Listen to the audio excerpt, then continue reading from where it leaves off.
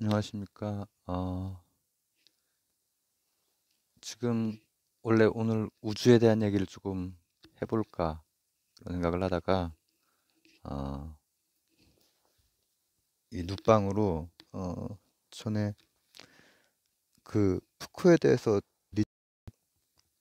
음 그러니까 이 얘기하고 나서 뭐 이따가 좀 푸크 얘기 저 우주 얘기를 한번 해볼까 뭐 그런 생각으로 일단은 푸크의 얘기를 조금 하려고 합니다. 근데 어려운 얘기는 아니고 왜냐면 푸크가 뭐 이렇게 많이들 음, 뭐랄까 우리나라에 특히 이제 유럽 쪽에서 공부를 한 그 분들이 많이 얘기를 하고 하는데 그게 뭔지 대략적으로 좀 이렇게 얘기 들어보면 그렇게 뭐 대단한 얘기는 아니에요. 보면 이 푸크에게는 이제 고고학적 방법과 뭐 괴보학적 방법 이 두 가지가 있다고 하는데 괴보학이라고 하는 건 그 니체가 썼던 어떤 방식으로 어, 권력 의지에 대해서 이제 탐구를 한 것이라면 이제 고고학이라고 하는 것은 어, 발굴을 하는 거예요. 발굴. 그 제가 선사시대 이전은 어차피 유물 같은 거 발굴해서 추론을 하는 그런 영역이다라고 이제 얘기를 한 적이 있잖아요. 근데 푸코 같은 경우에는 역사 이후에 역사 시대인데 침묵된 소리들이 있다라는 거예요. 그 침묵된 소리는 어, 오히려 예전 고고학처럼 발굴을 해내야 된다는 거죠. 뭐 그런 방법론이에요. 그래서 오늘 간단하게 광기로 몰리는 무언가와 광기로 몰아가는 무언가를 보려고 해요. 크게 뭐 좀 거칠게 나누면 광기로 몰리는 것을 고고학적으로 발굴해내고 침묵을 강요당한 목소리죠. 그리고 광기로 몰아가는 그것을 계보학적으로 그 권력 의지를 또 찾아내고 근데 이제 제가 그 전 영상이랑 조금 연결되는 부분은 계보학 부분이거든요. 근데 어려운 얘기 이제 그만하고 이제 풀어서 좀 얘기를 시작해 볼게요. 우선 아, 이 푸크라는 사람은 그 광기가 어떻게 침묵을 당했느냐, 그리고 어떻게 그 억압을 당했느냐, 또 감옥이라든지 성, 감옥이라든지 섹스 이것도 억압당한 그것들에 대해서 연구를 해내고 그리고 사람이 어떻게 자아를 구성해 나가고 있느냐 이런 걸 연구를 해내는 사람인데 크게 두 가지만 이제 보려고 하는 거죠. 이제 첫 번째 어, 이성을 이성에 의해서 광기로 몰린 것들 이것들은 이제 이런 거죠. 정상과 비정상으로 나뉘고 동일자와 타자로 나뉘고 또 내부와 외부로 나뉘고 이런 경계가 계속 나뉘어진다는 얘기죠. 여러분 이제 침묵이라고 하는 거, 침묵 당한다고 하는 것을 생각할 때 이거 한번 생각해 보세요. 터미네이터 시리즈 중에서 제가 개인적으로 제일 재밌게 본 것은 2탄이었거든요. 2탄. 그 이제 그 아놀드 슈왈제네거가 어 좋은 터미네이터로 나오는 그 탄 있죠.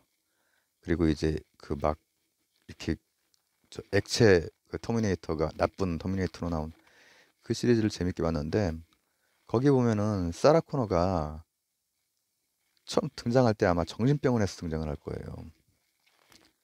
왜냐?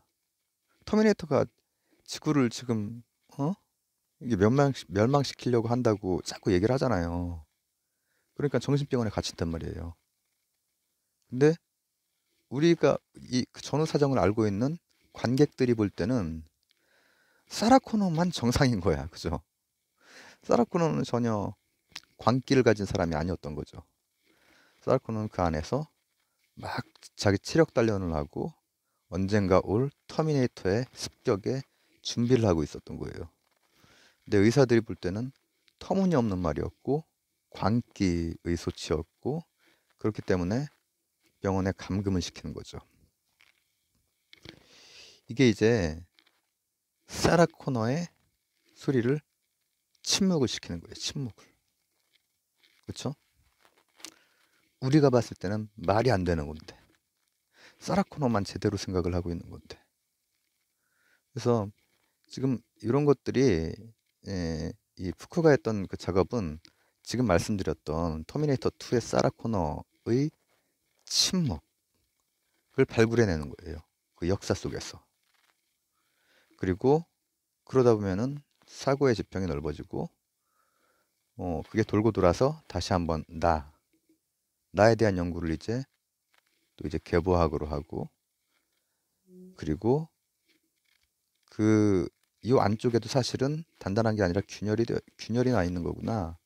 그래서 뭐 해체하는 작업까지 이제 데리다는 해체하는 작업까지 이제 하게 되고, 근데 푸코 같은 경우에는 해체라기보다는 그 채널을 통해서 소통을 하고 싶은 거죠. 소통을. 광기로 몰리는 무언가와 광기로 몰아가는 무언가에 소통을 하고 싶은 거예요. 경계를 허물고 싶은 거예요.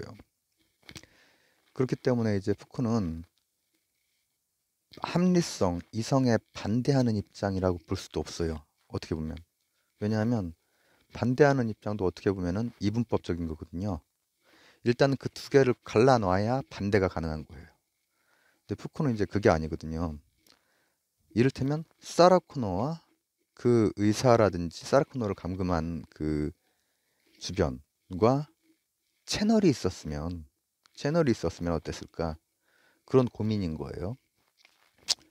그래서 이제 그 역사적으로 사라 코너와 같은 처지에 있었던 사람들을 생각을 해보면은, 이제 그 사람은 이제 서구 사람이니까 구라파 중심으로 연구를 했죠. 특히 이제 파리 파리라는 도시를, 거기에 이제 근대라는 것이 오기 전까지는 거기에 광대가 됐건 거지가 됐건 불황자, 집시 있죠. 집시 엄청 박해 많이 당했죠. 이치현과 번님들 집시 여인, 그 집시 말이에요. 그런 모든 사람들이 파리에 같이 살았어요. 파리에 원래 같이 살다가 언젠가부터 수용소로 가요. 수용소로 간단 말이에요. 근데 그게 그 역사를, 그 침묵당한 역사를 발굴을 이제 하다 보니 특이한 게 하나 이제 보여지는 거예요. 보세요.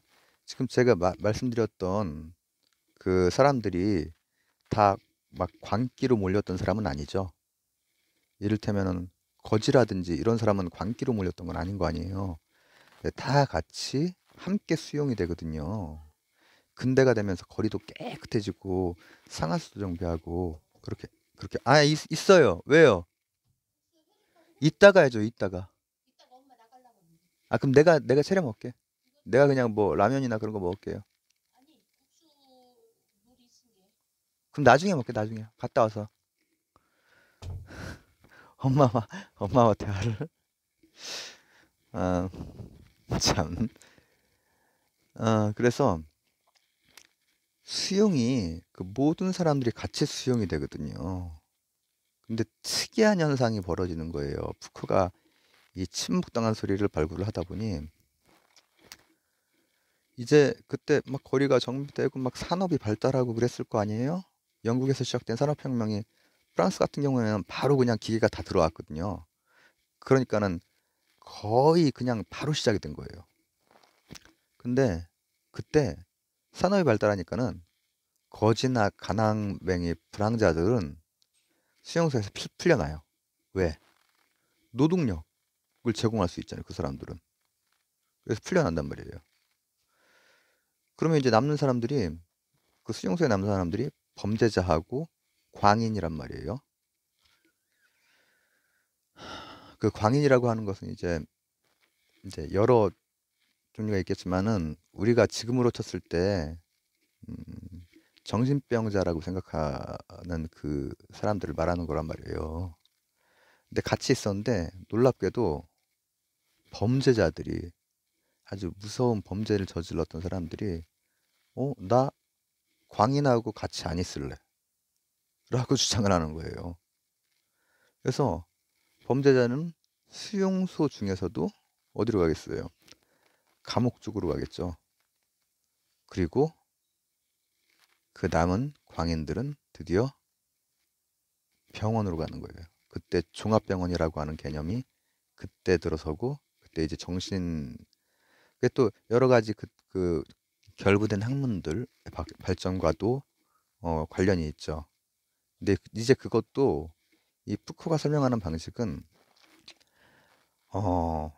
좀 깜짝 놀랄 정도로 이 발상이 좀 뭐라 그래야 될까?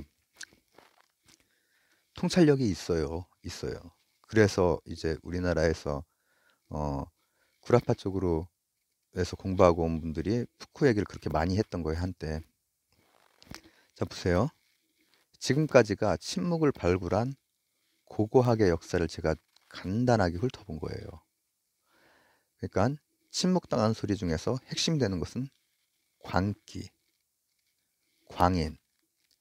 예전에 파리에서 다 어울려 살았던 사람이란 말이에요.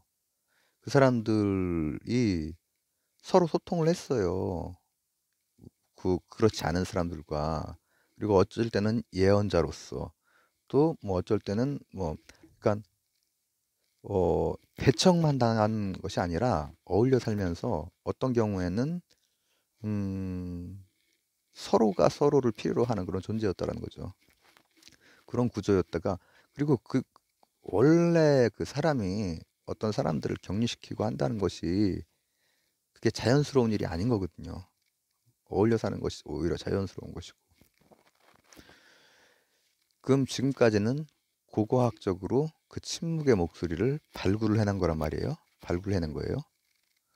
그리고 나서 이 사람의 그 독특한 그 생각, 통찰력은 어디로 미치냐면은, 그러면 그 광기로 몰아버렸던 그 무언가는 그건 또 어떠냐? 그거에 대해서 연구를 시작한 거예요. 그게 바로 이번엔 고고학이 아니라 계보학이라고 해요. 왜 계보학이라고 하냐면은, 보세요. 똑같은 어떤 그 현상에 대해서도 설명이 달라지거든요. 제가 이 우주관에 대해서 얘기할 때 우주관 어떻게 바뀌었나요? 제가 좀 이따 우주 얘기도 좀 이따 실시간으로 좀 쉬다가 할 건데, 뭐 프톨레마우스나 아리스토텔레스는 태양 중심설을 얘기했죠. 그 다음 코페르니쿠스는 내가 지구 중심설을 얘기했고 코페르니쿠스가 태양 중심설을 얘기했단 말이에요. 그리고 나서 뉴턴의 또 우주론이 있었고, 아인슈타인이나 양자론적인 우주론이 있었고. 그런데 우주가 그렇게 바뀌었나요? 우주가 바뀌었냐고요. 우주가 그 형태로 계속 단계를 밟아가면서 바뀐 게 아니죠. 같은 걸 가지고 규정하는 그 힘이 바뀐 거죠. 그것을 따라가는 것이 계보학이에요. 이를테면은 보세요. 개통수도 마찬가지예요. 제가 동물과 생물, 동물과 식물. 아유, 우동해님 감사합니다. 어서 오십시오. 오늘 지금 얘기는 뭐 푸코라고 하는 그 현대 철학자인데 우리나라에 워낙에 영향을 많이 끼치고 해서 간단하게 좀 얘기를 하고 있습니다. 되잖아요. 개통수가. 그리고 최근에 미생물에 대한 그 개통수가 막 20몇 가지로 막 늘어났었고, 그리고 오히려 인간이 격가지가 돼버리는 거. 원래 예전에 그린 그 개통수에는 쫙 이렇게 개통수가 있다가 인간이 제일 꼭대기에 있어요. 인간이 다 격가지로 치고 인간이 꼭대기에 있는데, 지금 보고 있는 모델은 인간이 격가지고 미생물이 핵심을 차지한다는 말이에요. 바이오매스의 80%를 차지하는 미생물이. 근데 그게 말이죠. 그 미생물이나 인간이 그 사람들이 그 규정하는 학술적으로 개통수를 규정하는 그거에 따라서 변화를 했나요? 아니죠. 사람의 모델만 변화한 거죠. 그 모델만 변화한 거라고요.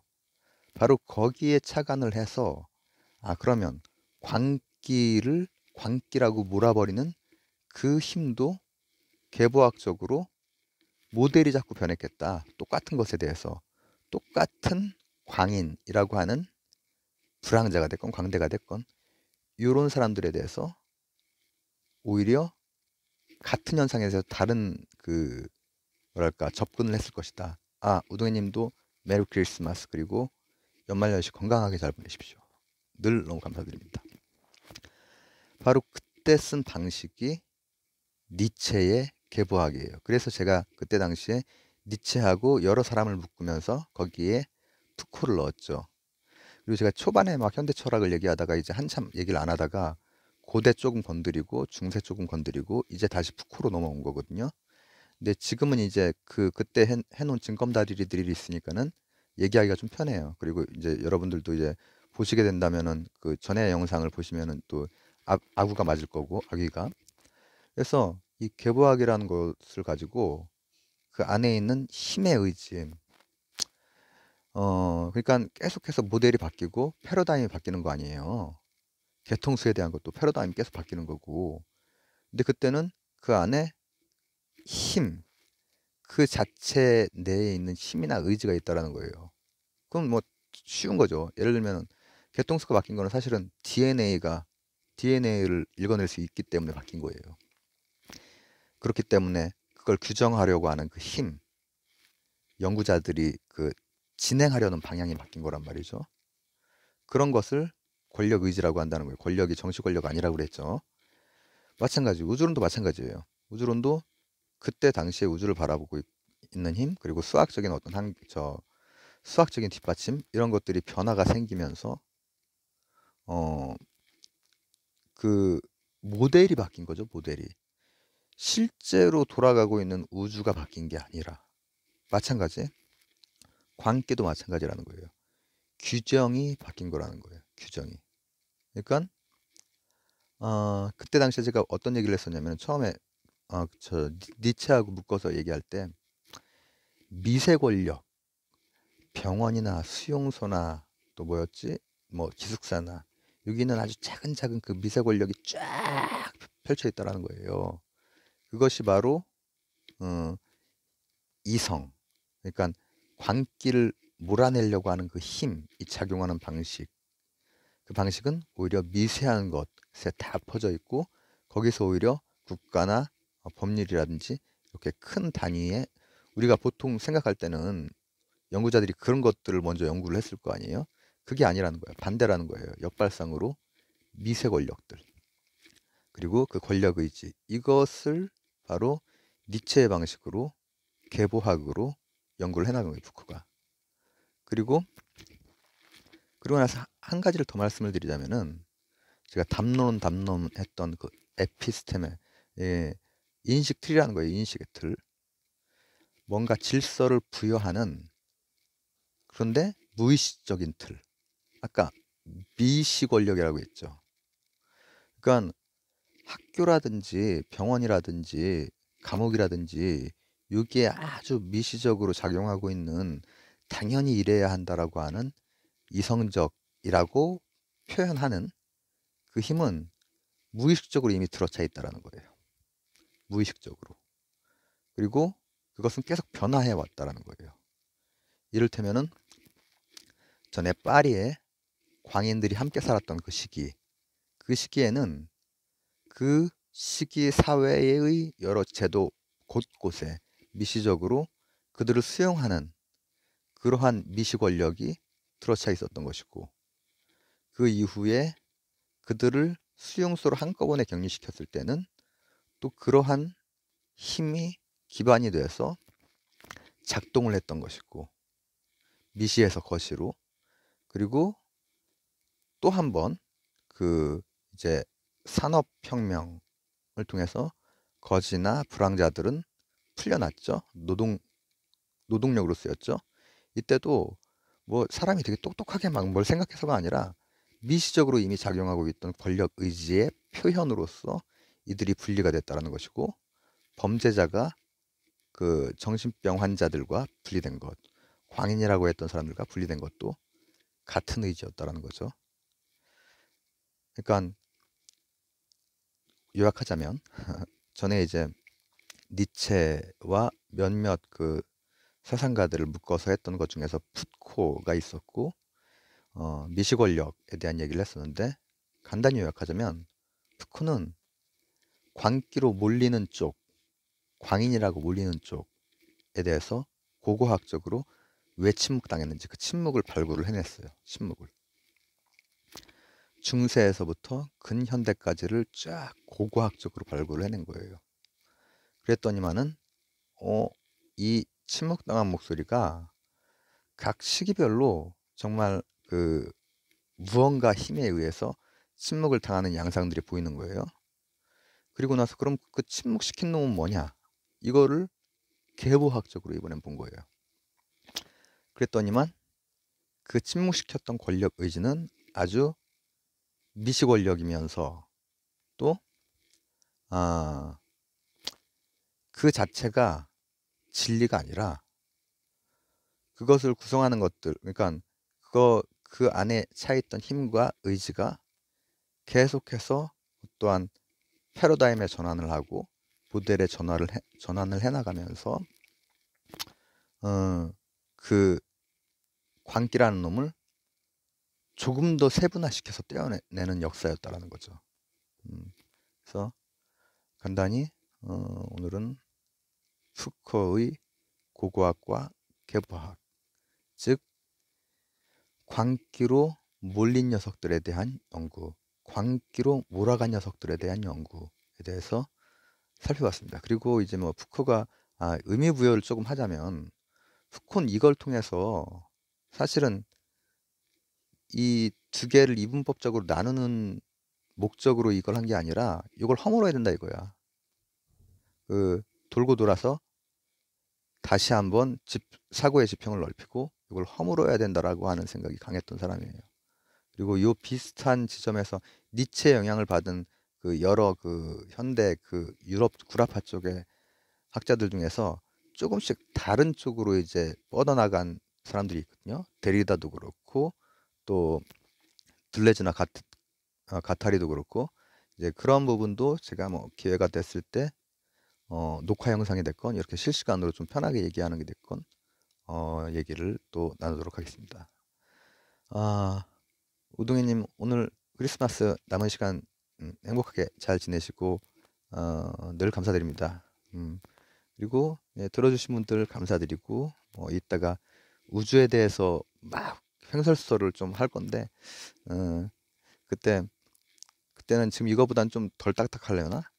아닌데 거기에도 막 핵 융합도 들어가고 막 수소 연료도 들어가고 할 텐데, 하지만 거기에는 이제 좀 인문사회적인 거랑 섞어서 들어가기 때문에 이 얘기 저 얘기가 나올 것 같아요. 좀 긴 시간을 하게 될 것 같고, 전 일단 아까 엄마 국수 먹으라고 그랬는데 국수 지금 먹을 수 있으면 먹도록 하겠습니다. 감사합니다. The end.